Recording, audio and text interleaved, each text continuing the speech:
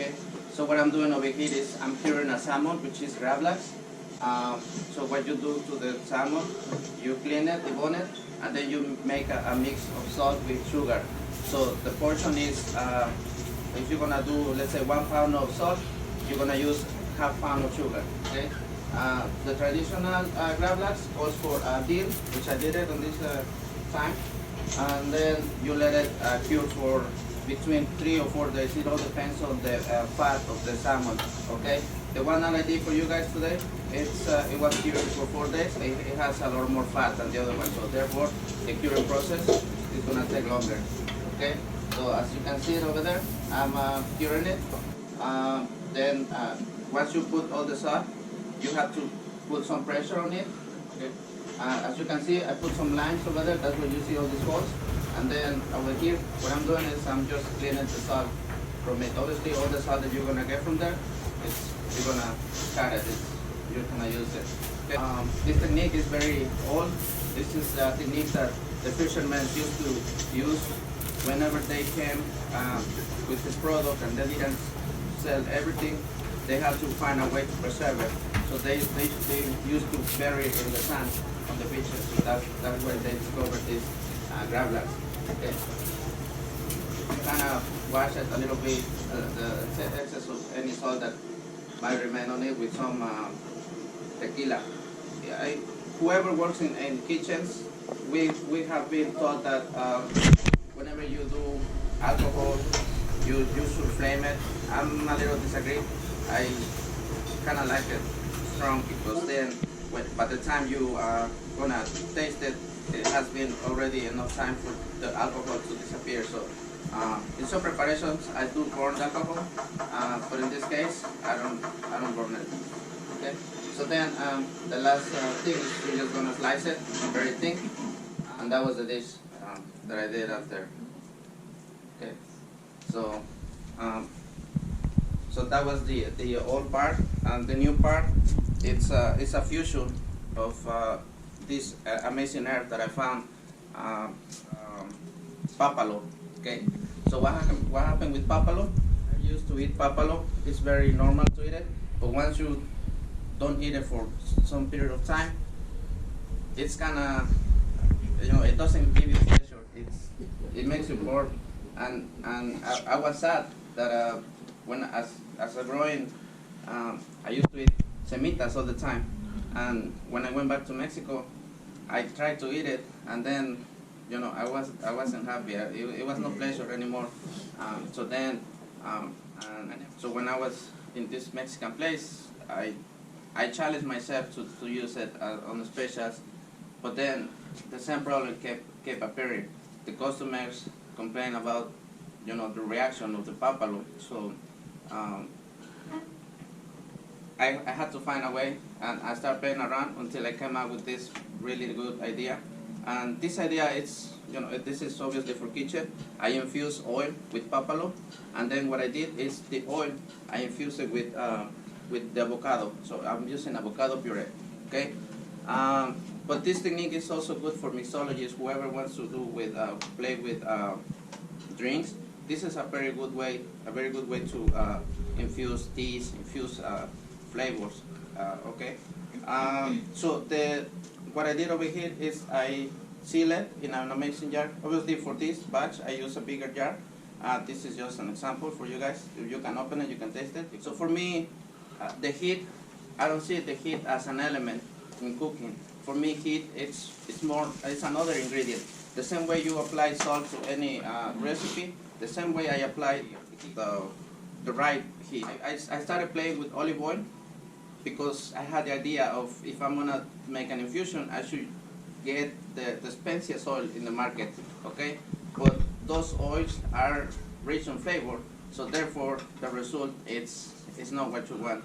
Okay, so in this case, I'm using just canola oil. The less flavor the oil is, the better. And then I'm obviously utilizing the flavor of the Papalo. And another great thing about this is that this time, the lady that I get this herb from was able to find another herb that is related to Papalo, which is pizza. Okay, so this time I was happy to fuse the two herbs in here. Okay, hopefully you can get the flavor once I make for you. So this is cooked for 3 hours at 132 Fahrenheit or 56 centigrados. Okay, so I'm gonna just do a little plate for you.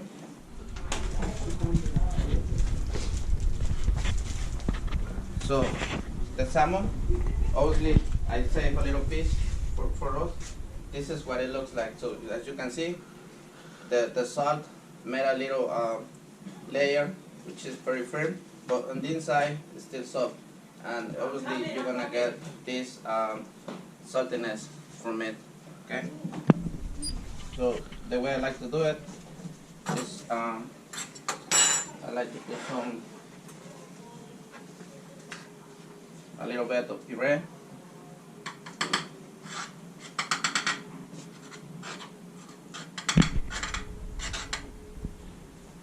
Okay, and then we're gonna slice it as thin as we can. Okay.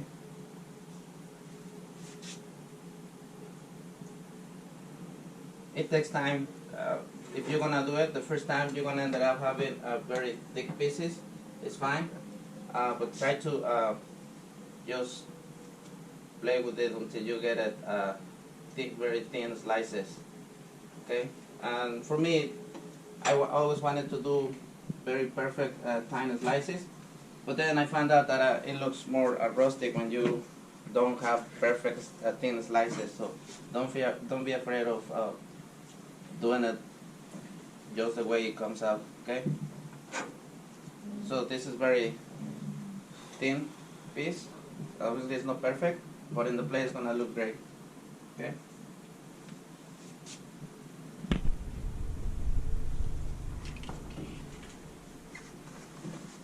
So that's about a right size for a starter. Okay. So we have the salmon, and then obviously I always want to get some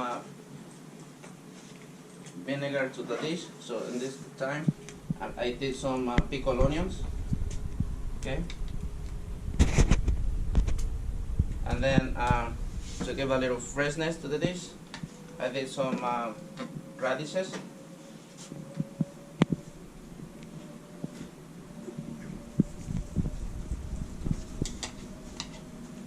And for my Mexican brothers, because it's been a couple of times where I don't put any spice, any chiles to the dishes, and I've been punished for that. I truly believe that Mexican food does not necessarily have to be spicy, but like I said, I've been crucified many times just because I don't use chile. So, obviously, I don't want to be in the same situation today. So, for my Mexican brothers, some chiles, chile serrano. Okay.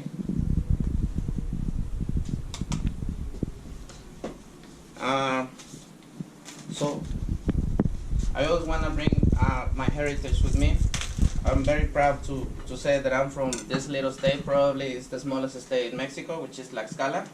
And I'm lucky enough that my grandmothers are still alive. So for this presentation, they made me this little powder. It's called pinole. Pinole, okay? So pinole in my region, usually it's something sweet, but because I was gonna use it in a savory dish, they did it without any sugar. So I wanna bring this earthy flavor from my town for you guys to taste it, okay? So hopefully this ingredient can make that happen. Okay, so we're just gonna toast it. And so liso, we're just gonna finish it with some cilantro.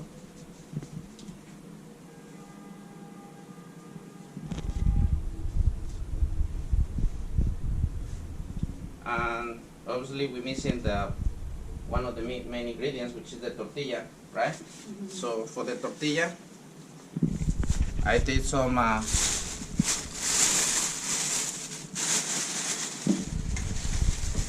we charred some tortilla chips, and we're just gonna do little totopos on the side.